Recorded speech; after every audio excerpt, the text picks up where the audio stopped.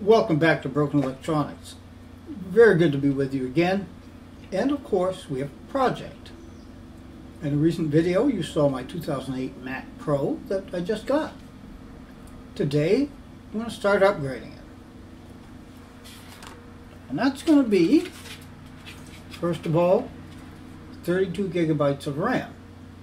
Now, there's 16 in it now. Had I realized that the problem with the RAM was only that the riser card wasn't seated, I might have been tempted to pass on this. But then, why not? I have it now. We can, down the road if we wish, bring it up to 64 gigabytes. Alright, so that's one.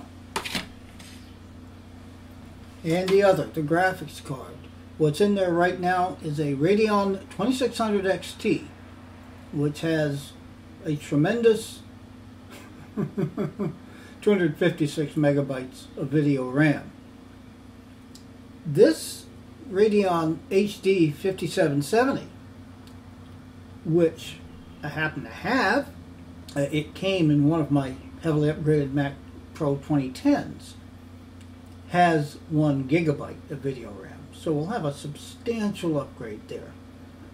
And I'm really looking forward to this. It's probably the first in a series of other upgrades that we can do. As I said, we could bring the RAM up even more if we want. We can go to an even better video card if we want. We can upgrade the processors. So there's a lot that can be done. As well as just upgrading the OS, while El Capitan is the maximum it can run natively. DOS 2.1's wonderful patchers can bring it right up to Catalina. So I'm looking forward to this, and I hope you're going to be interested in taking a look as we move ahead in this substantial project. Stay tuned. Alright, welcome to Mac Pro World here. Now this is the guest room. You see there, facing in what the orientation that most people will place their Mac Pros, that is my 1,1 Mac Pro. It is currently running headless and it's folding. Here is my 3,1 Mac Pro. I actually prefer to place the Mac Pros in this orientation simply because it makes it easier to reach the back I/O. And they don't stick out quite as much depending on what you're using. And back over here, we have the parts machine 5,1. It is currently up and running in macOS High Sierra, which is its Mac's natively supported operating system as it currently stands. Alright, I have not put in a metal compatible card. I have one. Maybe I'll do that, maybe I won't, but not today, certainly. But you can put in a metal supported graphics card, then flash it to the Mojave firmware and run Mojave natively if you want. But we're going to stay with High Sierra right now. Now, in terms of upgrading this machine, it is currently running a 2.8 gigahertz 4-core processor, single processor, with 24 megabytes of RAM. I had to go through and I originally had 32, I said megabytes, 32 gigabytes in there. The RAM, one of the RAM warning lights came on. You have to have the side door off to see that. And I fiddled around, found that there was one, RAM module that was no good. So it's got 24. We'll see, maybe it's just as well because of the triple channel thing. I don't know for sure. Alright, now the upgrade I'm going to do on that machine. I happen to have 2 other single CPU RAM trays for 5,1s. Now, why do I have those? Well, the 2 main working Mac Pros that I have, I each bought single CPU machines. Those can be had very inexpensively. I think I paid $100 for one and $150 for the other. Great. I happened to find for each of them, I wouldn't say inexpensive, but a reasonably priced dual CPU tray. One was $300, and I see why it was as low as it was. It was bent so that it wouldn't actually go into the machine, which I fixed, believe it or not, with a pair of pliers and bent it enough and it goes in, and hey, we're good. Then for the other machine, I just scoured eBay and kept looking, and finally ran across a dual CPU tray for, what was it, maybe $350. Yeah, that's what it was.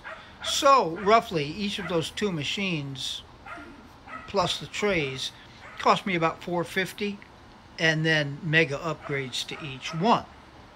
Alright, so I've got to figure out which one of those is actually the upgraded tray. What I did when I first upgraded CPUs on a Mac Pro, having never done it before, I decided to practice on the single tray. So one of those has got a 2.8 gigahertz quad core. The other has a 3.46 gigahertz 6 core.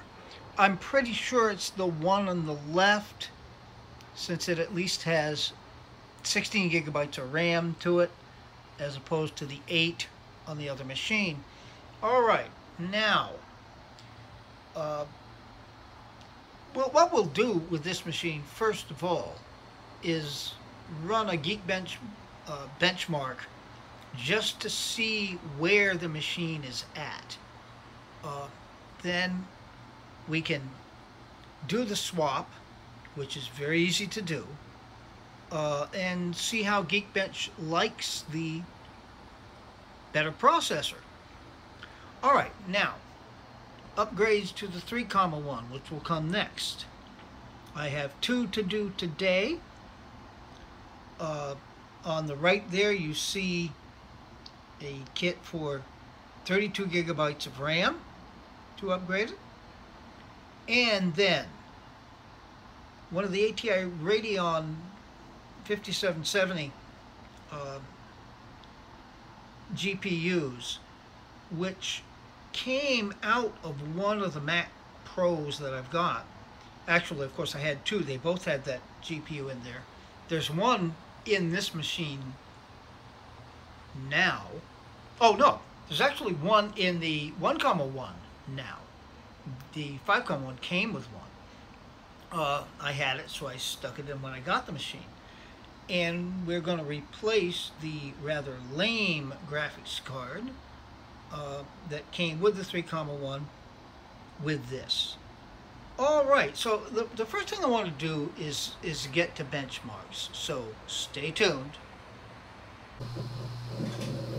Alright, one of the joys of doing this on machines running High Sierra, the 5,1, and then it'll be El Capitan on the 3,1, is that both of those operating systems have QuickTime versions which do support screen recordings, so we don't have to fuss with the camera going anywhere.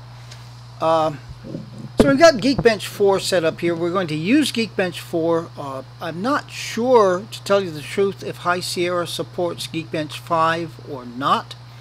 I do know that El Capitan will only go up as far as 4, so we want to keep it consistent, of course. And I will start the benchmark. This is first the CPU benchmark. And I am going to stop this recording simply because this takes a while. And we will pick it up when... Alright, here is the result of the CPU score. We have, as a single core score, 2591, and the multi-core score, 8968. Now we can go through and do all of those, but just as the quick comparison, I will be concentrating primarily on these two scores. Alright. We'll close out of that. Now, we'll look down to the compute benchmark. And our compute device, this is of course testing the Radeon HD 5770. And we shall run that. And once again, I will stop the screen recording and we will pick it up to see the results. Stay tuned.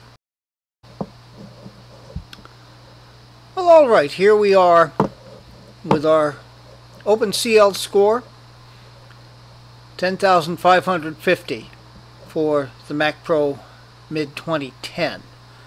Alright, so what we need to do is perform our CPU upgrade. We won't need to redo this test because theoretically it should be close to the same. Geekbench tests are never exactly the same, of course. Okay, so we'll take a look at how this upgrade is performed. Stay tuned.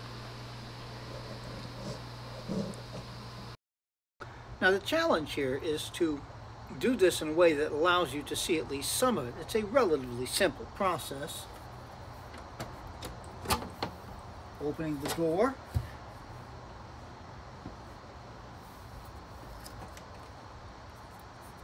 Two buttons here. Out comes the old tray. Out comes the RAM. Move the old tray out of the way. Take the upgraded tray.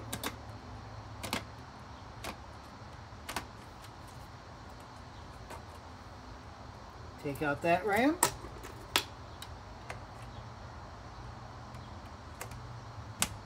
And put in this RAM.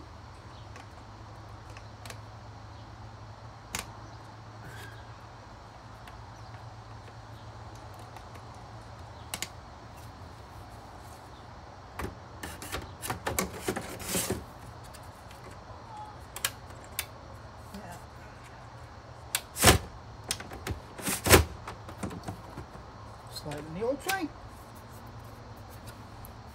And we shall just put the door back on and boot it up. Now the heavy lifting was done already, of course, when I did the upgrade on the CPU. If you want to look back on my Mac Pro 2010 playlist, you can find the video that I did on that upgrade. Okay, so next thing you should see should be the High Sierra desktop again. Stay tuned. Alright, here we are back again on the High Sierra desktop. And the first thing we have to do, of course, is to take a look at About This Mac. And yes, we still do have a Mac Pro mid-2010. But yes, it is certainly recognizing the processor. We now have a 3.46 gigahertz 6-core Intel Xeon. Alright, and still at 24 gigabytes of 1333 megahertz DDR3. The processor upgrade gives us a nice little bump in speed on the RAM. Alright. Having done that, let's fire up Geekbench. I actually have a license for Geekbench, but it's Geekbench 5, and when I tried to put it in for Geekbench 4, it wouldn't buy it. What are you going to do? So we're going to run the CPU benchmark. Now, as I pointed out, this is the only one we need to rerun. The compute benchmark should stay substantially the same. So we will stop the screen recording right now and be back with you when this has completed. Stay tuned. Well, we're back. Now I had to run the test a couple of times. The first one got flagged for some reason as inaccurate. This time we've ended up with a single core score of 3198. The inaccurate one was a bit higher, to be sure, and multi-core of 15216. Alright, now let's have a look at what we had here. 2591. No, actually I think this is a little higher. than the inaccurate one, because we're fully 600 points up with the 3.46 gigahertz processor as opposed to the 2.8. And the multi-core, of course, is a pretty dramatic thing.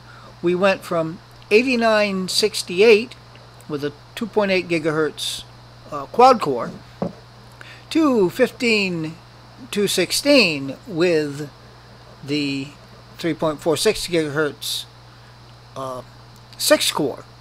So we haven't. Oh, that's what? 500, 600, about 700 points or so that we jumped.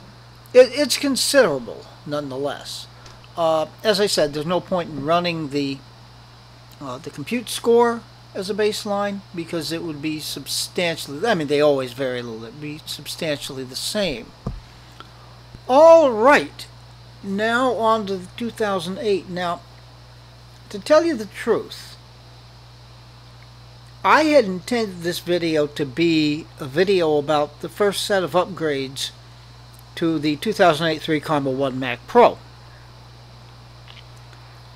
After recording the intro, I got the bright idea, hey, maybe we should take a baseline on this,